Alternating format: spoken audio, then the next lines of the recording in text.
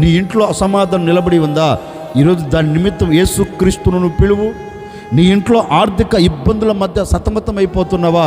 నీ ఆర్థిక ఇబ్బందులను బట్టి యేసుక్రీస్తును పిలువు. నీ శరీరంలో ఉన్న ఆరోగ్యంను బట్టి కృషించిపోతున్నావా?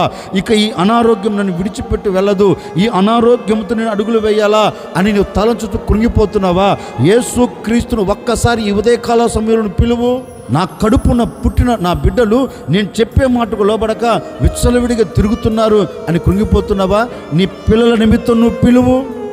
నీ కుటుంబంలో ఏ ఇబ్బందులు ఉన్నాయో దాన్ని బట్టి నువ్వు పిలువు. నీ కుటుంబంలో ఏ అసమాధానం నిలబడిపోయిందో దాన్ని బట్టి నువ్వు పిలువు. నీ కుటుంబంలో ఒకవేళ భార్య భర్తల మధ్య, పిల్లల తల్లిదండ్రుల మధ్య అసమాధానం నిలబడిపోయి ప్రశాంతత లేకుండా బ్రతుకుతున్నారో ఆ విషయంలో నువ్వు పిలువు. నీ కుటుంబంలో ఏది నీకు ప్రతికూలముగా మలచబడ్డాయో ఆ విషయంలో ఈరోజు ప్రభువును నువ్వు పిలవగలిగితే, గుడ్డివాడు చూపు కొరకు పిలిచాడు, గుడ్డివాడి కొరకు యేసుక్రీస్తు నిలిచాడు. నిలిచి అతని మీద కనికరపడి అతనిని స్వస్థపరిచినట్లుగా నీవు పిలవగలిగితే నా ప్రభు నీ కొరకు నిలిచి ఉండబోతూ ఉన్నాడు.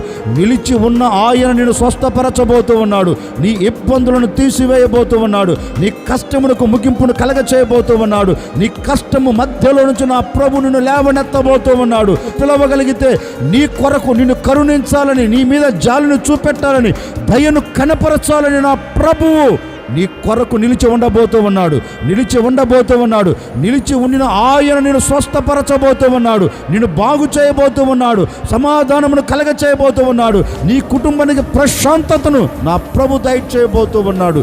ఈ దినము నీవు ఆయనను పిలవగలిగితే నిలిచి నీ మీద దయను చూపెట్టి నిన్ను కనికరించి నీ అవసరాలన్నీ నా ప్రభు తీర్చబోతూ ఉన్నాడు.